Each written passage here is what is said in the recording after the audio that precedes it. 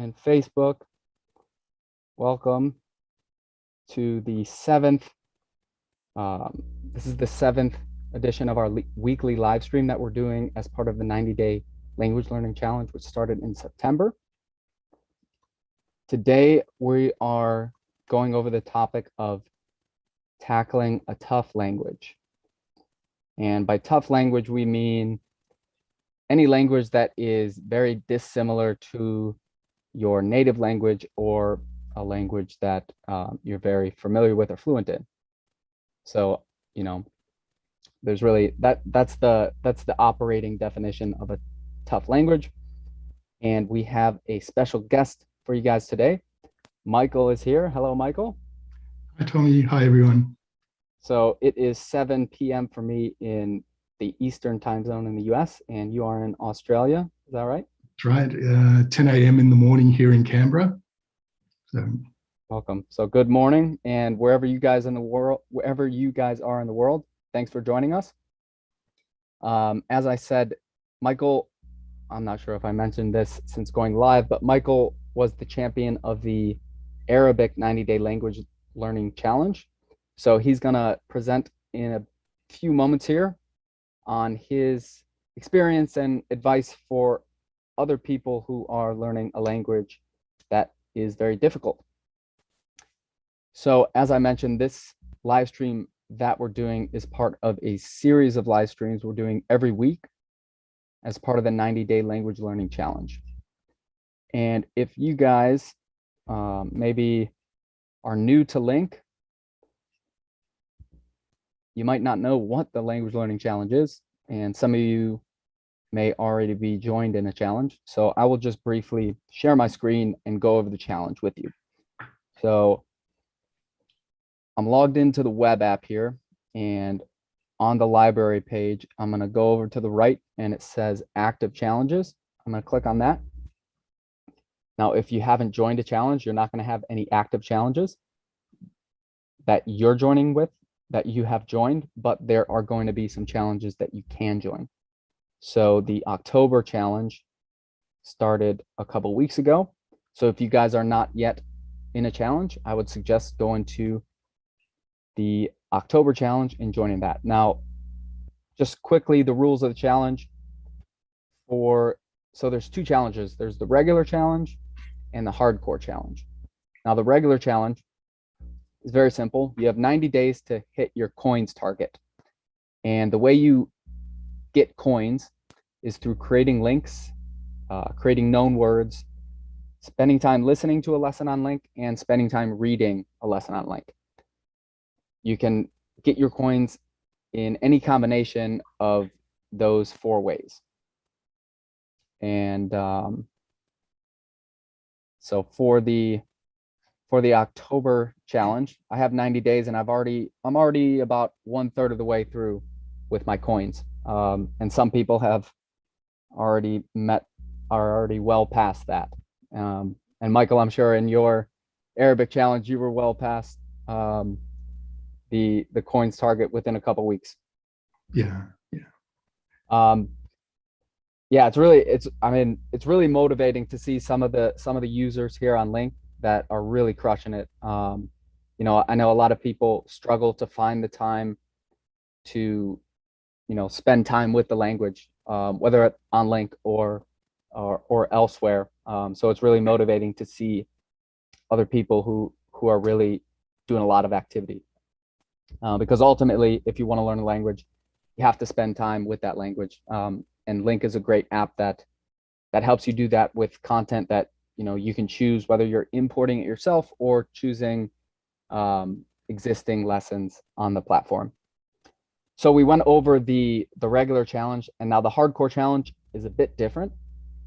So with the hardcore challenge, instead of just one target to hit, you have 5 different targets that you have to hit after the 90 days. So there's a known words target that you have to hit. There's a links target that you have to hit. There's a links learned target, which means going from a link to a known word. And there's hours listening you have to hit, and you can manually add hours listening if you do, are listening to music or watch a Netflix series in your target language, you can manually add that.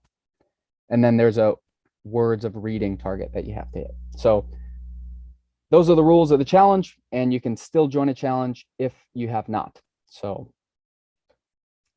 that's about it. And with that, I will check if there's any questions. Otherwise, we are going to hand it off to Michael. Michael was the champion of June's 90-day Arabic challenge.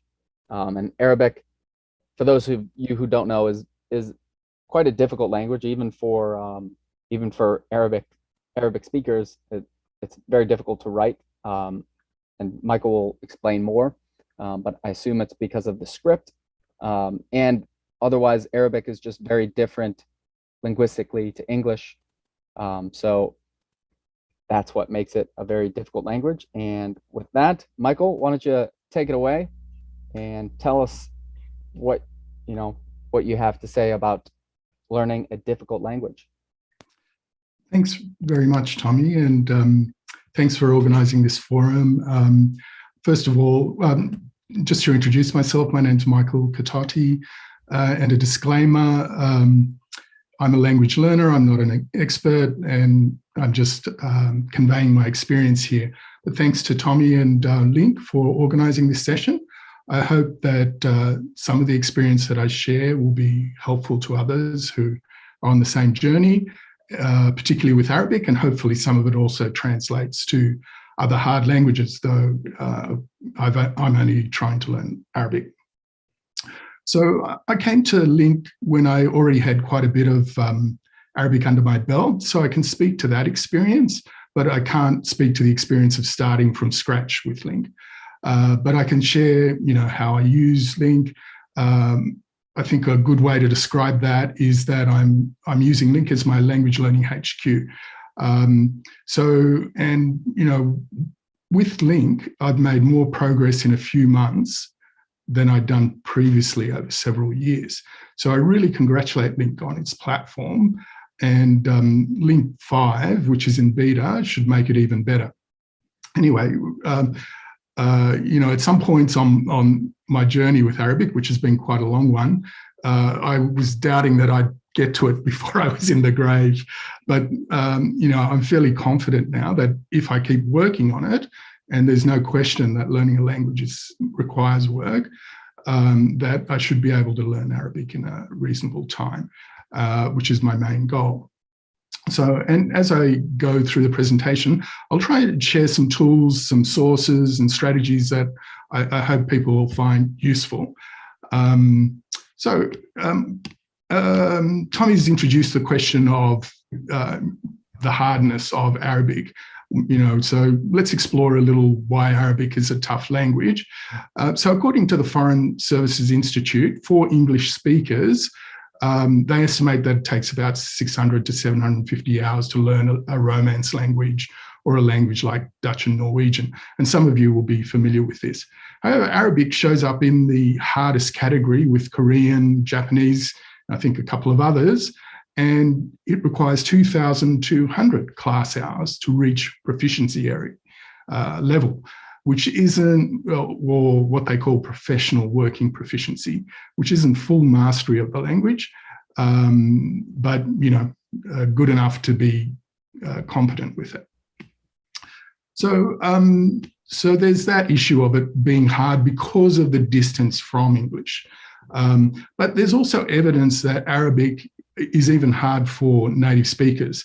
And one of the key reasons for this is that Arabic is kind of almost a family of languages, and that people learn as their native language Arabic colloquials rather than the modern standard Arabic, which is the literary language. So a lot of research has been done around this, some of which I've read into, and I'll go through some of the issues that some of that literature has pulled out. And those issues are the same for second language learners who are trying to learn modern standard Arabic in particular.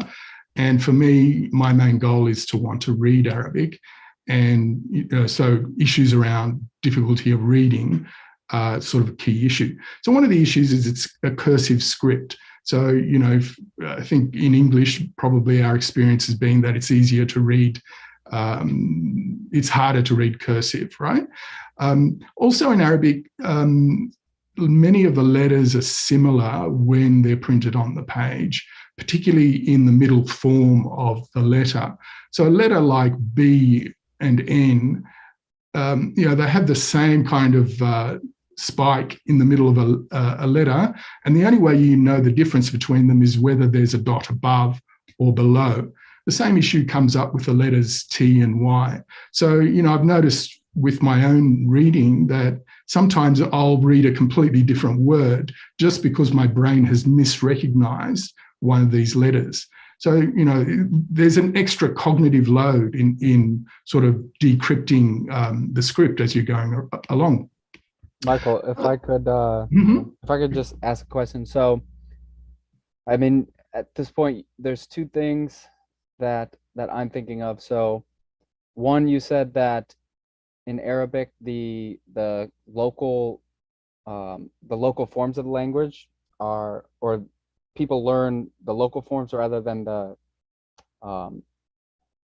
main The modern standard Arabic, like the literary language. Yeah. So in that sense, like Arabic in Saudi Arabia and Arabic in Egypt would be much more different than, say, English in the US and English in Australia. Yeah, that's my impression from what I've explored so far. And one of the points of comparison I've got is Italian, which I know is my mother tongue, and one of the dialects, Napolitano, which I heard around me when I was a kid. Those kind of dialects, they seem to me, at least, to be a lot closer to each other than say Egyptian Arabic to modern standard, or Syrian Arabic compared to Egyptian Arabic. So in Arabic countries, as I understand it, people learn these languages as their colloquials, their kind of native mother tongues. But when they go to school, schooling is in modern standard Arabic. Also, cartoons in Arabic countries are in modern standard Arabic. News reading is in modern standard Arabic. But adults speak to each other primarily with the colloquial. So for children, they're kind of both learning the script and to read, as well as learning a second language, which is quite different to their native language. So that's one of the issues that comes up with the difficulty of Arabic. Awesome, thank you. One of the other things that makes it a little bit more difficult is that Arabic is written it's written sometimes with vowels and sometimes without vowels. So in kind of adult reading material, apart from religious texts, usually there's no vowels on the letter, on the words. So you have to learn as a reader both the version with the vowels, you need to recognize it in that version, and you also have to recognize it without the vowels. So in Arabic countries around fourth grade, the vowels disappear, but up until then, kids are taught with the vowels. So, and that can be quite tricky. So, for example, a word like kutiba, he wrote, as opposed to kutaba, kutiba, it was written, as opposed to kataba, he wrote. In the unvoweled version, you see the same symbols, but you have to, and so, there's this extra cognitive load in decrypting that. So, and one of the things that one of the effects of that is that, at least as an English speaker, I wasn't really seeing the vowels in Arabic when reading, or really, absorbing how complex and beautiful Arabic vowels are.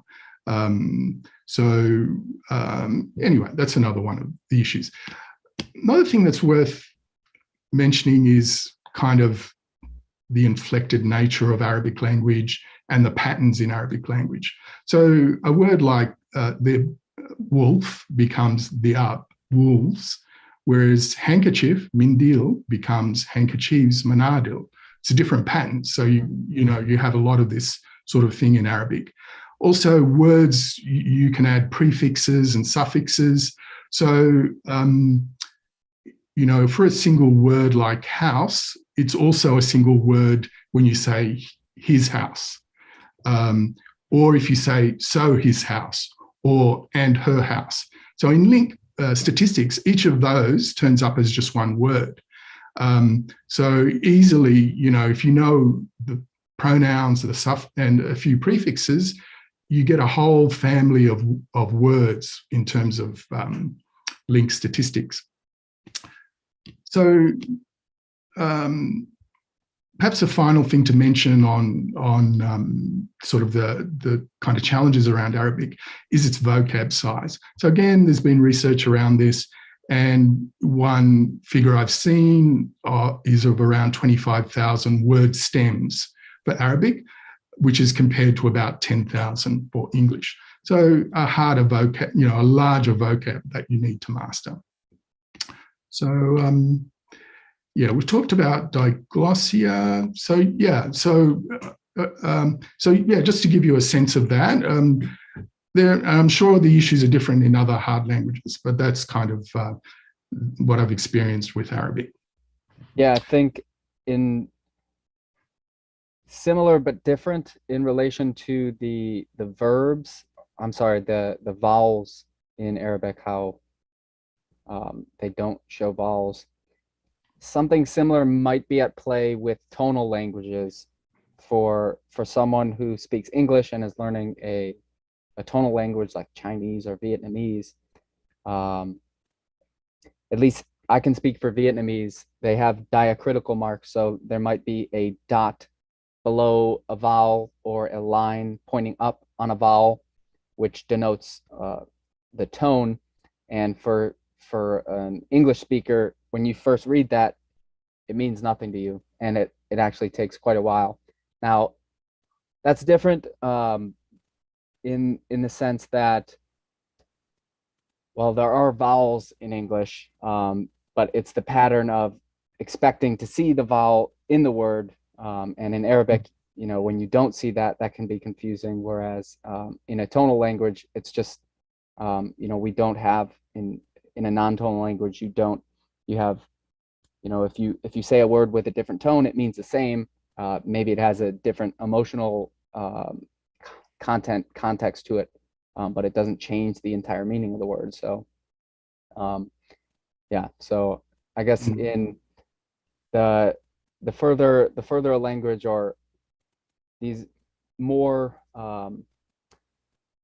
the more qualities or properties that a language has that go against the properties or rules of your native language, it becomes more and more difficult. Yeah, so that's definitely an issue. And, I'm sure for an Arabic speaker, maybe there are a lot of issues in English. For example, it's atrocious spelling, it's not phonetic. So, that's certainly a difficulty that learners of English would encounter. Mm-hmm. I might sort of move on to the kind of journey I've sort of undertaken with learning Arabic, and how I came to find LingQ and how I'm using it now. Right. So, as I've mentioned, like I grew up here in Australia, so I've always known more than one language. Did French in school.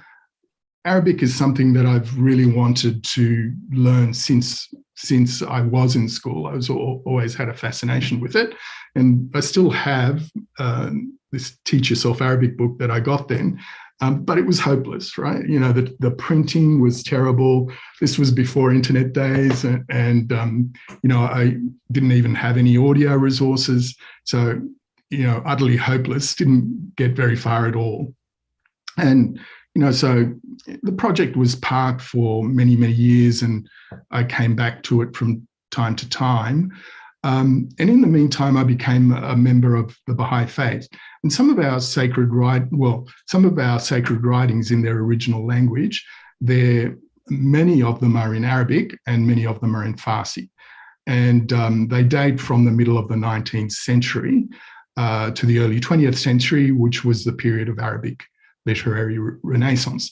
And so, one of my goals is to be able to read the sacred writings of the Baha'i faith in Arabic, and being able to do so and kind of experimented with it is something beautiful and special to be able to read them in that original language.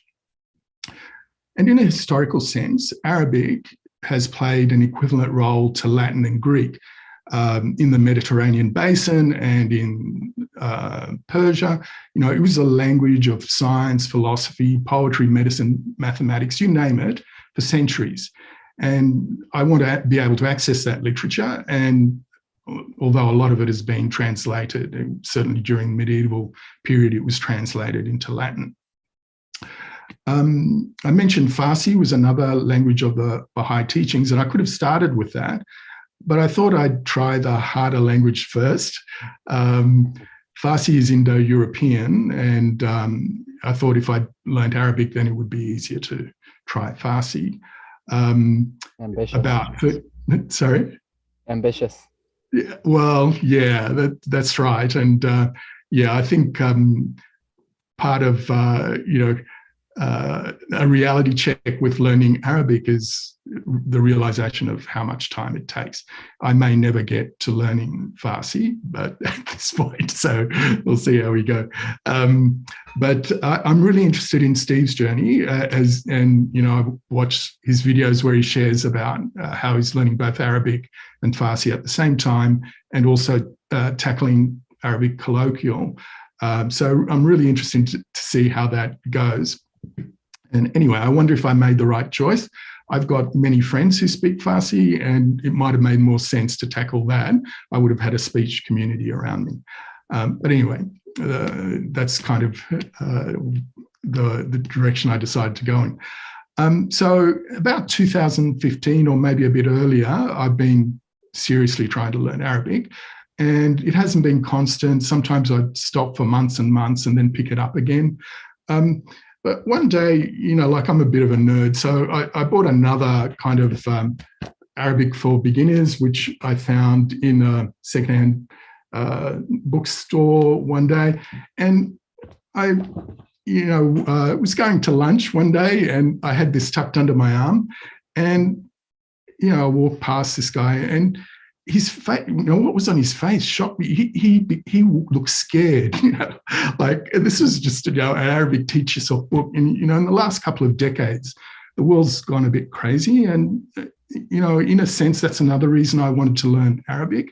Somehow, at least for me, reaching out across this cultural divide makes the world a bit more sane. So, yeah.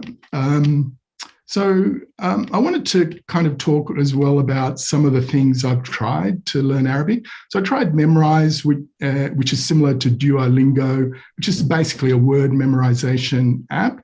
And it's good for what it does. And I was able to learn a vocab of several hundred words using it. But yeah, measured in LingQ terms, you probably need about 200,000 words or 100,000 words for Arabic. So, a few hundred words is just not going to cut it. You're not going to learn Arabic that way.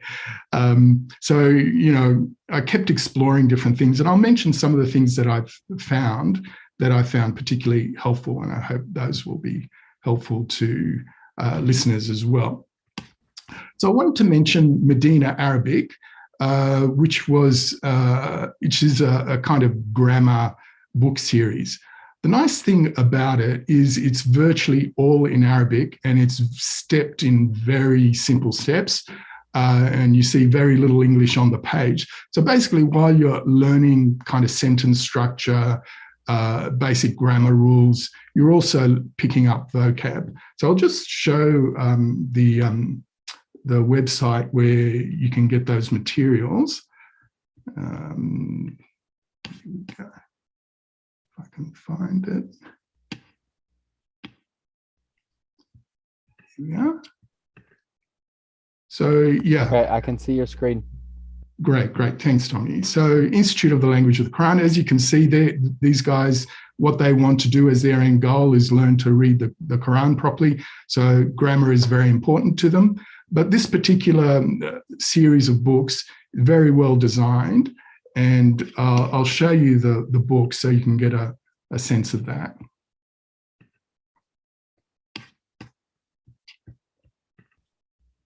So yeah, this is kind of the first lesson of the book, and it's teaching you how to say this, and then it gives you pictures. Obviously, you have to learn the letters, but this is a house, this is a mosque, this is a door, and so on. And each lesson adds a little bit as you go along, and it's teaching you sentence structure. It's teaching you at the beginning how to use sentences without verbs, and then it introduces past tense verbs. And by the time you get to book 2, it teaches you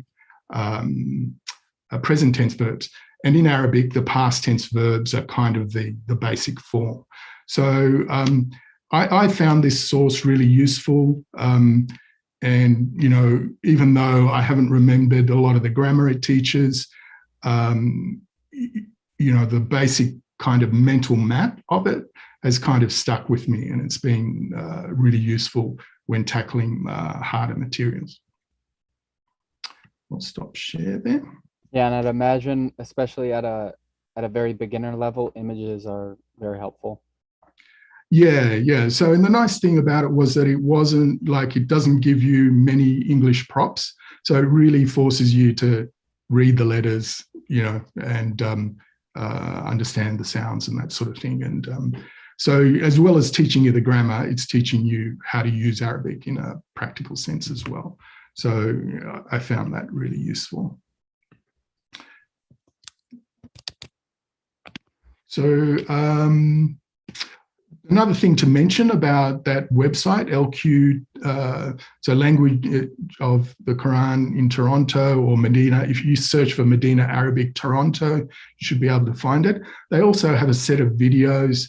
They are quite an investment in time, but it has a quirky teacher who does things like teach you songs to help you memorize the different verb conjugations. Another sort of really important part of the journey, and Steve mentions this in his videos as well, is online tutors and teachers. Mm-hmm. And I've found them very, very helpful. And I think, finding a tutor or teacher that can help you in the journey is a really important thing. And so I want a big shout out to some of my teachers on italki, Molly, Hinz, Nada, Sarah Ahmed, and Amira Aid, and others. I've done about 170 lessons since the beginning of 2016. And they really help with confidence and, that interactive part of language and make the language journey a bit more real. And, one of the and we do, if I may, we do have tutors available on Link. Some languages have more tutors than others, and it hasn't been a huge emphasis, but we are trying to build that out more. So you can always go to the community, and then, or next to the community tab, there's a tutors tab in Link where you can find a tutor.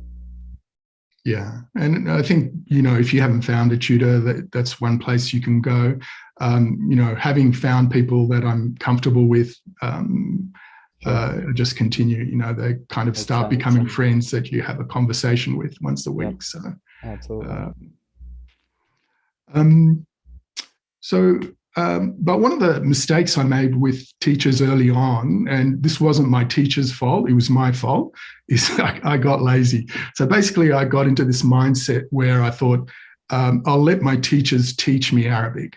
And of course that is not going to work, because it means you reduce your language exposure time to about an hour a week or an hour every 2 weeks. Yeah, just doesn't work. I had a similar experience when I was learning Vietnamese in Vietnam. Yeah, when just relying on the class or the teacher, it's not sufficient. It's when you really, take the effort outside of those class hours that you really start to reap the benefits.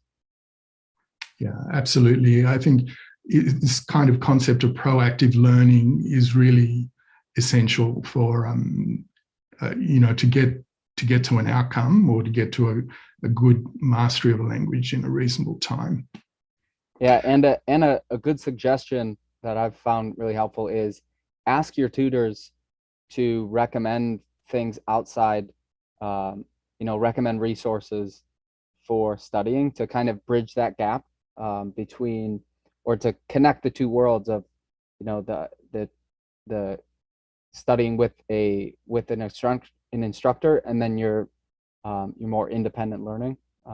So if you can bridge those two, then that's a really good thing. Yeah, absolutely. And, many of them have kind of found their own materials that they like to use with language learners. So, and each of them will have different materials. So you can benefit from their experience. A couple of other sites that I've used, and these are kind of, again, they're kind of in a graded reader mode. One's called alepbata.com, and one is a series of videos called Arabic Blooms. Unfortunately, you can't import them into LingQ, but they're really, at least something that I tried as a strategy was to try to find graded reading materials and gradually build up my vocab. I'll just show those sites as well, just so people can draw on them if they would like to.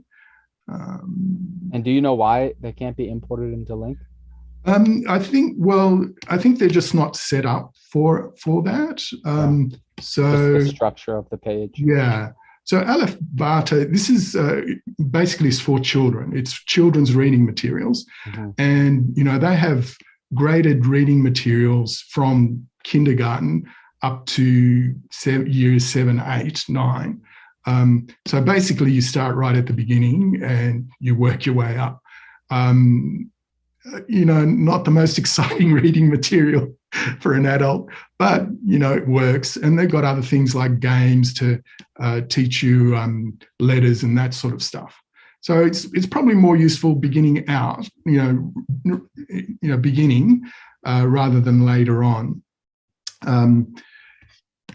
Arabic Blooms is sorry, that's not it. It's this one. Yeah, Arabic Blooms, similar sort of stuff. But what she does is she presents a number of children's short stories in Arabic, and then basically walks you through the vocab for that. And those videos do not have captions?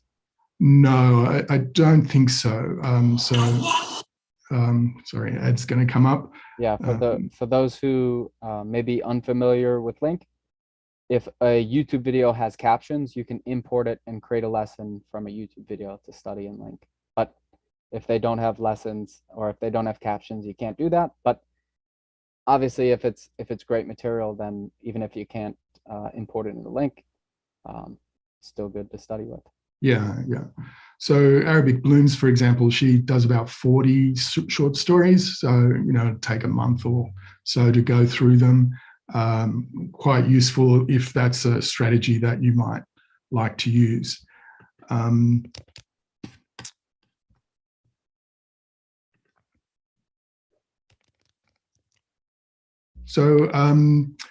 But yeah, I guess as part of this journey of wanting to learn Arabic, eventually the penny dropped that I really needed to absorb a vocab, a lot of vocabulary, a lot more than I was doing at the time. So, I started to look around for something that could help me with that. And eventually I found LingQ in about February of this year. And I'll talk about how I've been using LingQ. But at the same time, or around the same time, I discovered the polyglot community. Not that my goal is to learn many languages, but these guys, that's what they love to do. So, and it's really useful to learn from them. And a video I'd recommend watching is Lydia Markova's Insights into Language Learning. she's got a talk called 10 Things Polyglots Do Differently, and I'll just show you that as well.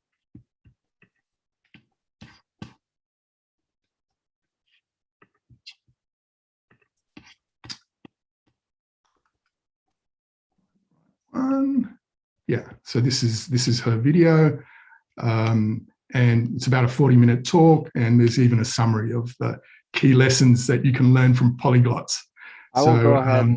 I'll go ahead and share that link in the in Zoom and the YouTube and Facebook. Great, thanks, Tony.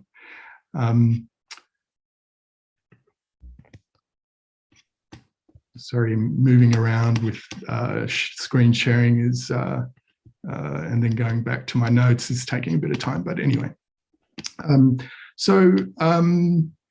Yeah, with Link, I think what I'll show you is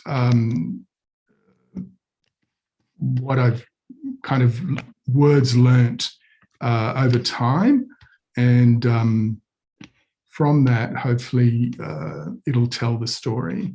Awesome.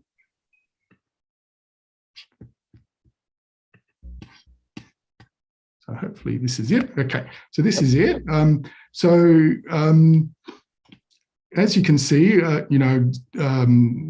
this bottom graph is probably the most helpful one to tell the story. So at the beginning, I had quite a bit of language learning under my belt. So you see this big lump, and I guess most of that, though I was still learning from day one with Link, I was learning new vocab, but a lot of that was my existing knowledge. After that, it's all stuff that I'm learning on Link. So I went from about maybe 10,000 words to over 45,000 words. And per day. Well, per day, it's more than 250 at the moment, which to me sounds like how isn't that even possible? That the human mind can learn that many words in a day. And I think for Arabic, the issue is that many of those words are actually the same words, but with suffixes and prefixes. So it's not really that many words, but that's the vocab that you're seeing. And so say if 100,000 words is a reasonable estimate of a good command of reading. I can see myself doing that in a year. Whereas, with the methods I was using before, I just would never have got there. So, you're going from it taking a lifetime to learn or never learning to being able to, be proficient in reading Arabic within a year. Yeah, that's right. That's right. So, huge. Link is what's enables you to do this because of its focus on reading with audio, with the language, the Link tools. All of that is really helpful. So now I think something, maybe is interesting to other Arabic learners as well is, what does this 45,000 represent in practical terms? So at the moment, I'm kind of, reading young adult materials, and I'm not that good a reader. I'm like a struggling young adult reader would be a way to describe it. So, it comes back to this issue of the work required to actually get there. But that's the commitment that you make, I think, if you want to learn a language.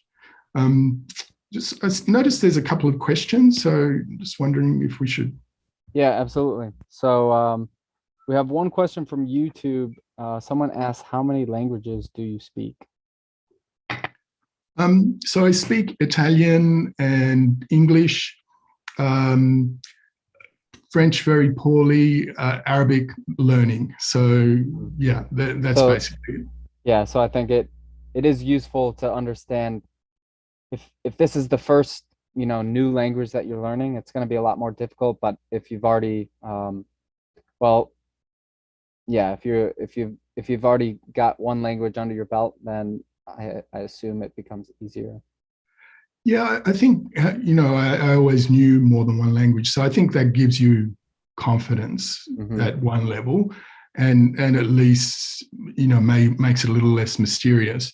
But I think one of the interesting things about tackling Arabic and having learned French at school, already knowing Italian is, it's like chalk and cheese, Right, like, right, right. Very different. yeah, like some of my school friends who just knew English, they really struggled with French, and I didn't realize how much of a leg up I had knowing Italian. I Mm. kind of was aware of it, but it's just like a huge advantage Right. because You're the a bit more vocab is flexible. close, yeah, and the grammar is similar. Mhm. A lot of overlap between French and Italian. But with Arabic, completely at sea, it's all different. Mhm. So yeah, it's a much harder proposition than a language you're familiar with. Absolutely. So we have a question from Zoom. Is Link good for dialects? Um, not MSA FUS 7A. Maybe you're Yeah, familiar with those terms. yeah. So Fusha and Modern Standard Arabic Okay. as compared to colloquial. So yes, yeah, and I think Steve Kaufman, he's learning both Egyptian colloquial and Modern Standard Arabic at the same time. And I think one of the great things about LingQ is that you can import any material that you like. So, if you want to learn a colloquial, you would focus on that material.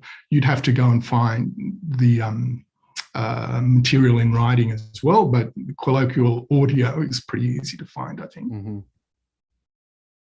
Great. Um, and then one more question.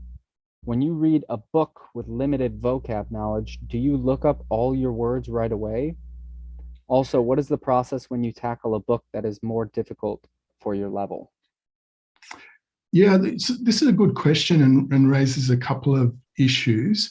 I think part of the literature, and Steve just did a video about the input hypothesis.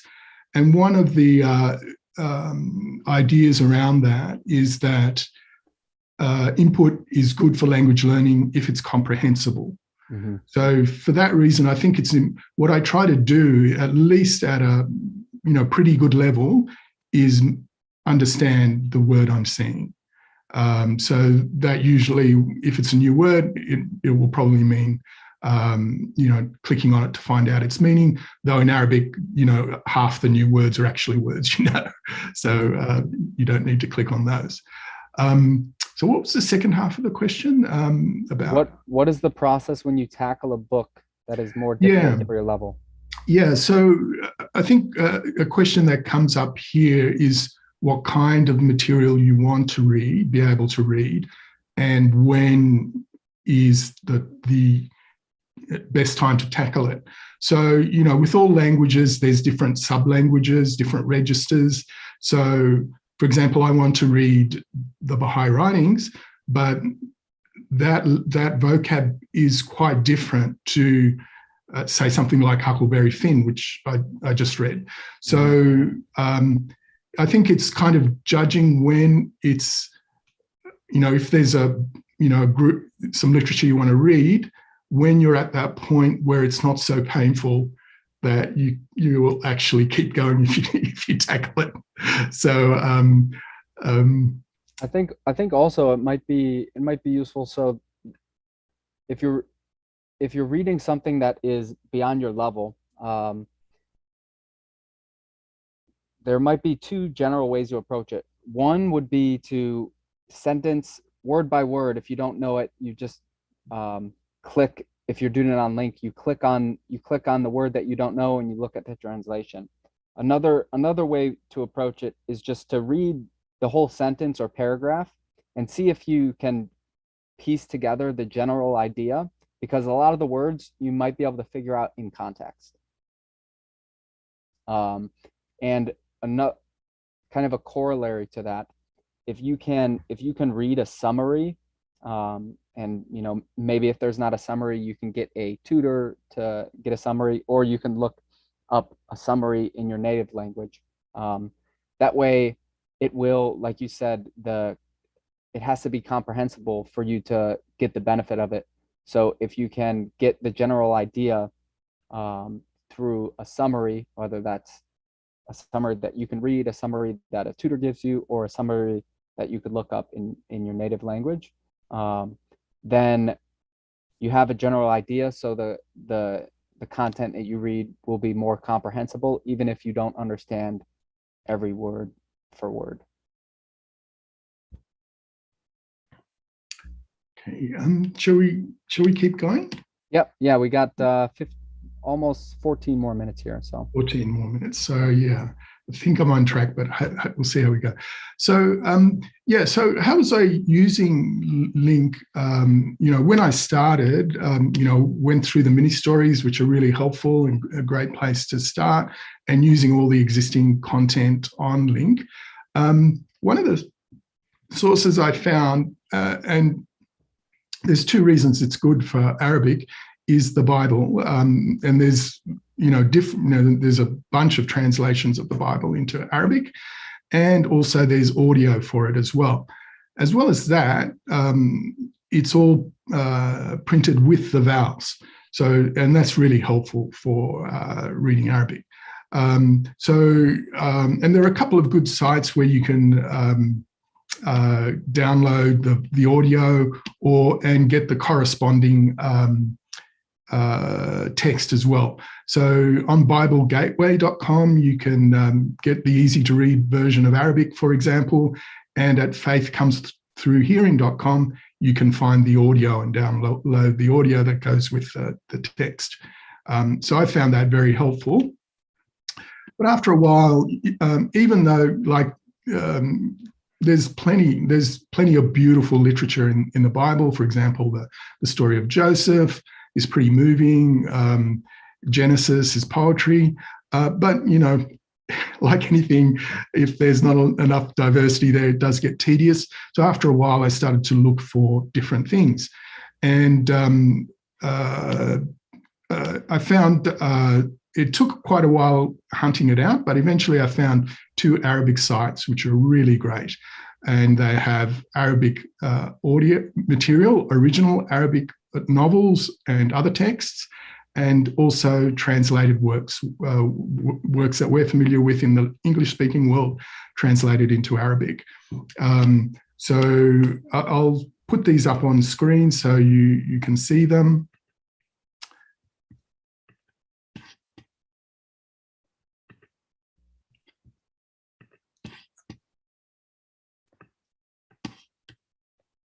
Okay, so this is a site called hindawi.org, and they produce free books. These are all downloadable as EPUBs, so you can import them into Link. And you'll see things that are all familiar here. So this is just the list of world literature for young people. And I've used the Google Translate to translate it all into English, but normally it's in Arabic, but just to give you a sense of what's there. And so you can get the texts from this site, and as well as these translated materials, they have a lot of other, like thousands and thousands of texts. It's all free and downloadable. Arabcast.org focuses on audio, and it was originally put together to help vision impaired people by providing audiobooks. And again, it's a free site, and thousands and thousands of works, both Arabic original material and also things that are translated. For example, this is Huckleberry Finn, that's Sherlock Holmes. And both these titles are on the Hindawi site. So you can get the text from the Hindawi site, and then you can listen to the audio while you're reading the text on Arabcast.